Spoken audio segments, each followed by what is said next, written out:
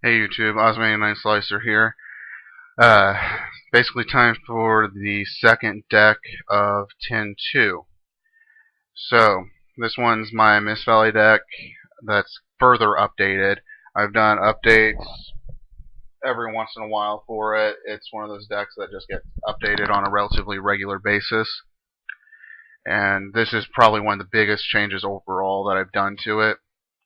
Uh, just to say real quick, it's rather funny to me that from the point when I posted my very first one on the Team Tonberry channel, people were telling me half the stuff I was running was pieces of crap.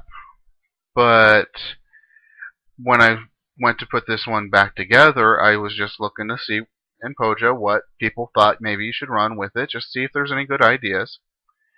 And turns out they were using a lot of the shit that they told me was pieces of crap.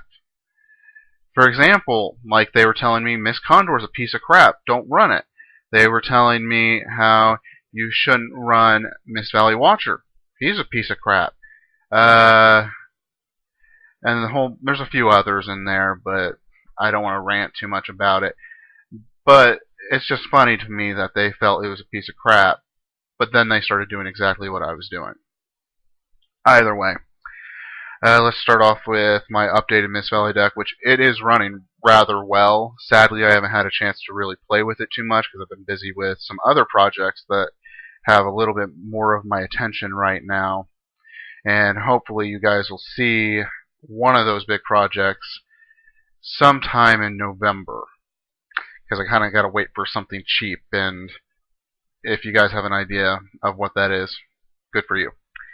Okay, starting off with the monsters. As most of you know, I like to run one Mist Valley Apex Avian, or as I call her, Big Mama. Then this next one of the best wing beasts in my opinion, which is Alcdor. This guy actually recently, I got to use his effect 4 times in one turn, which is flat out ridiculous. And if you wonder how I did that, it's mostly because of bouncing.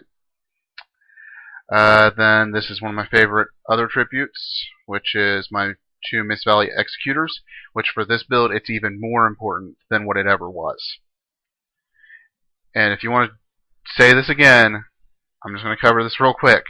I do not want to replace my Mist Valley Executor for Swift Birdman Joe. So please do not mention that.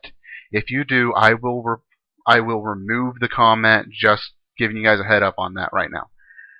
Okay, then the beat stick for the deck. We've got 3 Falcons. Falcon is the big engine and beat stick in this deck. And in this format, the next card is even more important, is the 2 Mist Valley Soldiers. If you're wondering why he's important in this format, just think about it. 3 Spirit Reapers is a bit much, and he gets around that and all. And then we've got my 2 Mist Valley Watchers. And for those of you who are not aware why you run Mist Valley Watcher, I'll explain that later on. Then there's my Mist Condors. For those of you who do not understand, I will explain later as well. Then we have this guy. I know he's not a Mist Valley or even related in any realistic way, but I feel that the Genex archetype in general was meant to support the other dual terminal archetypes, so I like him in here because he appears to support them, which is Genex Ally Birdman, which I can explain further some of the combos with him later on. We've got Mist Valley Shaman. Really, really good card for the deck. Then we have Mist Valley Thunderbird, which, if any of you know about the Apex Avian Thunderbird combos, you know it's a pain in the ass. Then we have 2 Hunter Owls, which these are not the commons, these are the supers. I had ordered those way back when we first started hearing about Mist Valleys. Next up is the 2 Bait Dolls I like to run in here. They work really, really well. The new big card for this deck, which is one that people have learned to really hate, is Big Bang Shot.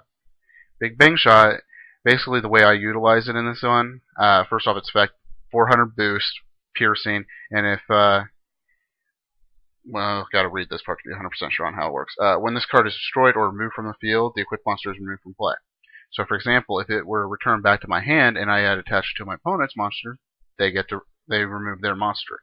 Or you can equip it to your opponent's monster, and if they attack your defense position monster, they take damage. It's the whole wording as far as what the whole piercing thing goes. Then we've got the big engine for the deck, the really big engine, the Divine Wind of Mist Valley. That's the reason why you run the Mist Condors, the Gen X Ally Birdmen. They're very key to getting off that effect and allow you to bring out more and more monsters on a regular basis. Then, just for a little extra destruction, because I was having some issues with monsters in general, I have 2 Lightning Vortexes,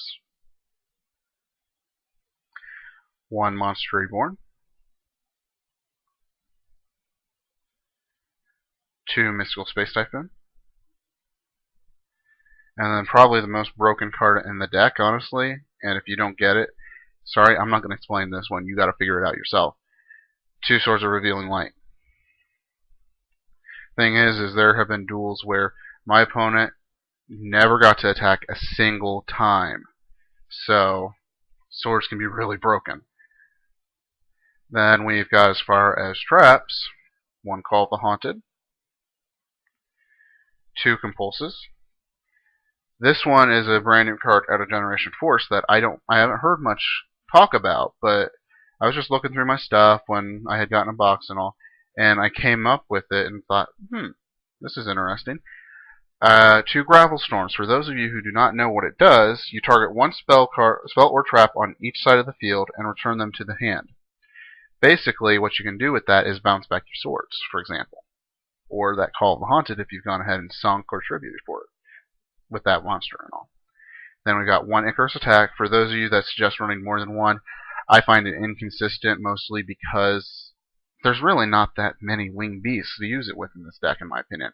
Or at the times when I've needed to use Icarus Attack, I didn't have a winged beast almost every time. So 1's fine as far as I'm concerned. And then 1 Threatening Roar. Then as for extra deck, it's really, really simple. It's just Mist Valley support, which is Mistworm. For those of you who do not believe that it's Mist Valley support, do some research. And then we've got Mist Valley Thunderlord, which I call him Ultra Mega Chicken. So that's the updated Mist Valley deck. Please rate, comment, whatever. Just try to keep it on Yu-Gi-Oh! And try to keep it generally overall positive. Don't be a complete and utter troll. You can tell me, oh, you don't like this or that, but just don't be an asshole about it. That's the most important thing.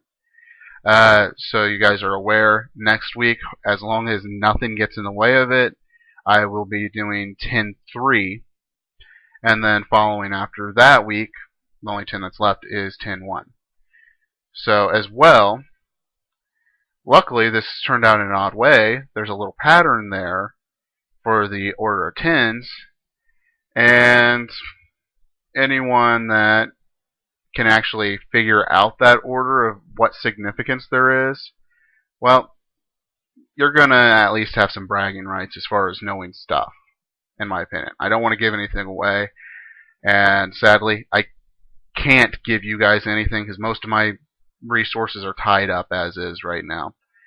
As I've posted in my little bulletins, I've been busy working on getting into a new game, a little miniatures game and all. So I don't have any resources to give you anything for like a prize or something, sadly. So it'll just be basically bragging rights. So if you can figure it out, good for you. And feel free to comment what you think what that little pattern is. Other than that,